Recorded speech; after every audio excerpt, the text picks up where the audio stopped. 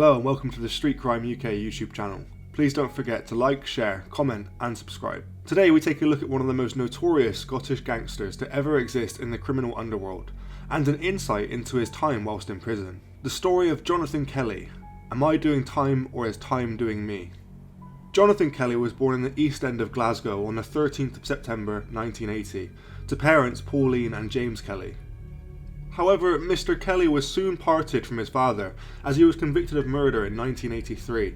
This was of a rival gang member at a party in Easter House. James Kelly was released in 1997, only to be rearrested in 98 for possession of 2 kilos of heroin, 90 grand, a stun gun, a semi-automatic handgun, silencer, cable ties, balaclava, and of course the local media referred to the setup as an assassin's kit.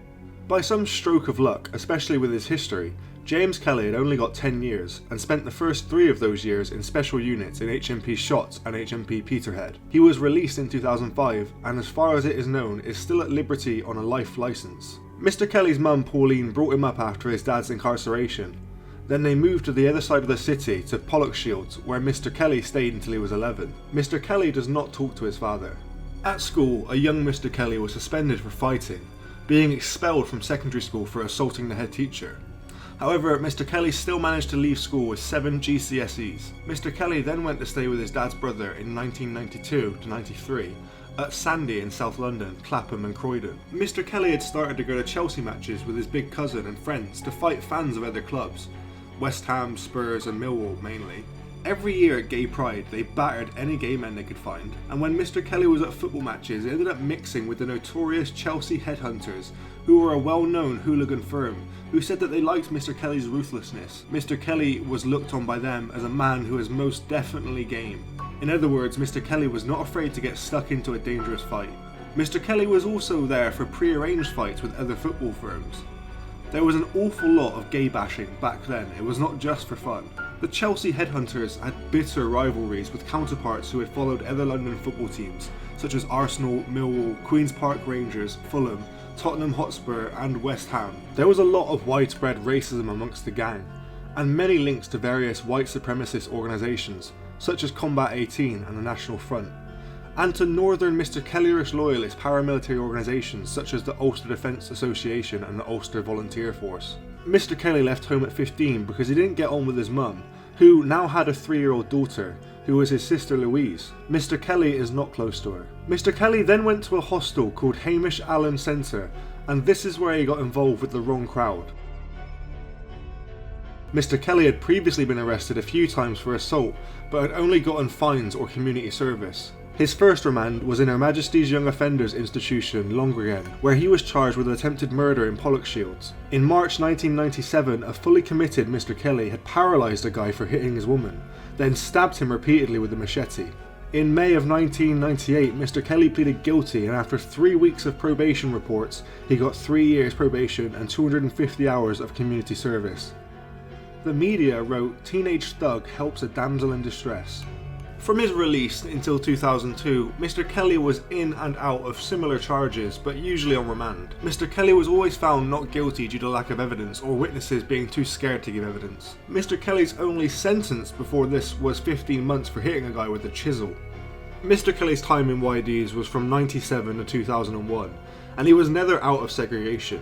This was usually for assaulting other prisoners. Mr. Kelly would use PP9 batteries that weighed about 4.5 ounces and have them wrapped in a sock. He would use chair legs, conduct slashings and boil hot water to do ruthless scoldings. For this, Mr. Kelly did a lot of time in segregation. Mr. Kelly was moved from HMP Barlinnie segregation on the 8th of February after 15 months, only to be rearrested for 2 multiple stabbings and armed robbery in April 2002. He pleaded guilty to assault, to cause injury or danger of life, and robbery. Due to a lack of evidence, all the other charges were dropped. Mr. Kelly got 8 years in jail. This was reported on October the 18th, 2002 in the Evening Times.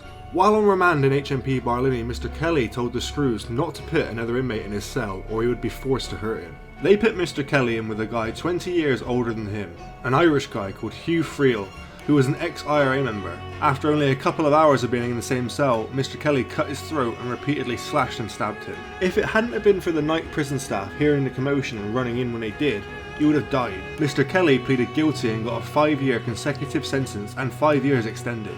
He was put back in segregation until he was moved to HMP Kilmarnock in November 2002. This only lasted 3 or 4 months before he brutally assaulted 2 more prisoners.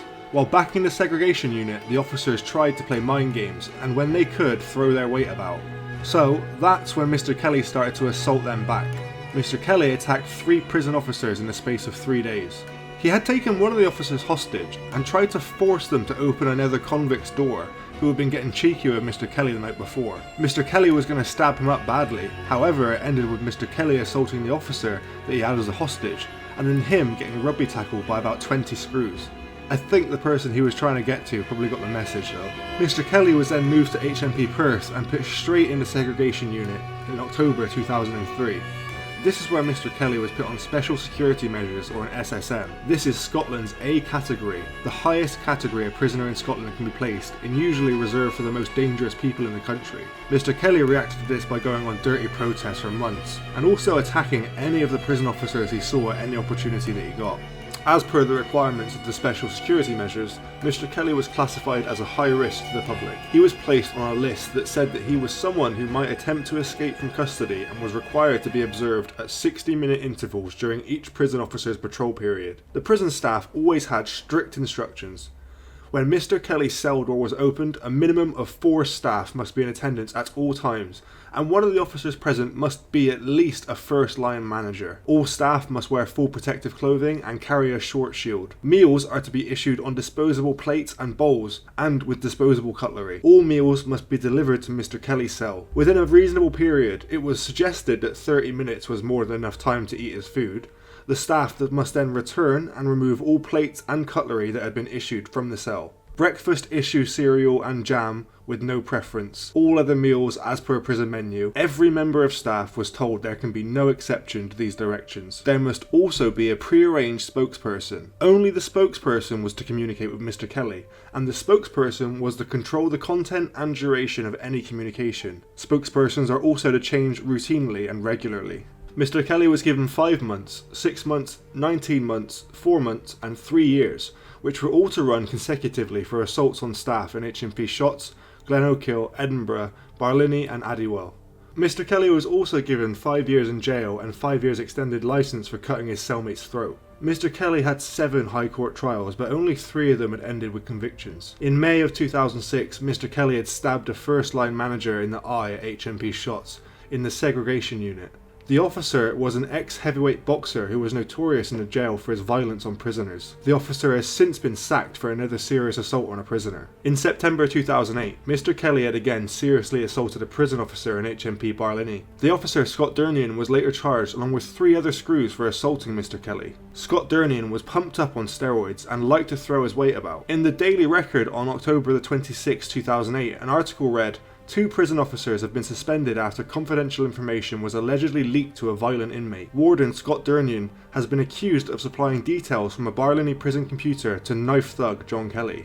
And his boss, Chris Surgener, has also been ordered to stay at home for allegedly failing to stop the leak. In November 2008, Mr. Kelly again stabbed an officer in retaliation for assaulting him, slashing him 4 times in the face and head. This happened in the segregation unit at HMP Kilmarnock. It was done in revenge for what had happened in HMP Barlinnie. In March 2010, Mr. Kelly had again assaulted an officer, coshing him in the face with a plug and throwing a bucket of excrement over another. This was done at HMP Addywell because Mr. Kelly was told before being moved to Addywell, once there, he would be put on a main wing, not isolated away. But when Mr. Kelly got there, the governor had refused to allow him on any main wing. In November of 2007, Mr. Kelly had stabbed the segregation pass man in HMP Edinburgh. Mr. Kelly had also gone on another dirty protest that lasted 7 months. It was May 2008 when Mr. Kelly finally came off it. Within that time, Mr. Kelly had absolutely nothing and was fed through a hatch in the door. Before Mr. Kelly was let out of segregation to be in the hall amongst other prisoners, he was segregated from March 2003 to August 2007 solid. Within 15 days of being amongst other prisoners, Mr. Kelly was back in segregation again for 2 assaults on prisoners. He didn't get out of segregation again until November 2010. Since then, Mr. Kelly has been in and out of the segregation unit for alleged intelligence or assaulting other convicts.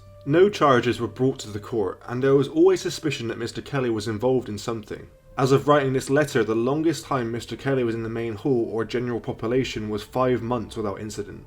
Within that time, Mr. Kelly had no negative reports, and the officers knew to keep away from him. Prisoners know about his reputation, so there is no one willing to take him on, as everyone knew Mr. Kelly would not hesitate to inflict serious damage on them. Mr. Kelly stated he could be out in September 2013 and on license until 2027, but he would only be released under straight supervision, and if he ever was released, would be managed under multi-agency public protection arrangements, more commonly known as the MAPA. It appears Mr. Kelly was released from custody because his name has made it into the headlines again. A UK national newspaper wrote this about Mr. Kelly in 2020. It was reported that Jonathan Kelly is living the high life in Spain after forging links with major gangsters, sources have revealed. The Machete Man, now aged 40, has been one of Scotland's most wanted men since he went on the run 6 years ago. Mr. Kelly is described as extremely violent on the NSA crime list. Pals had even spread rumours that Mr. Kelly of Drumchapel, Glasgow, was in fact dead in a bid to keep him one step ahead of the police in the UK.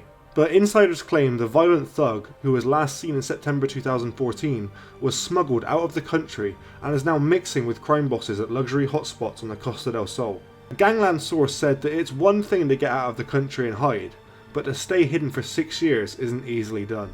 It just shows the serious connections that Mr. Kelly has made over in Spain and in the criminal underworld. He's been well looked after and protected.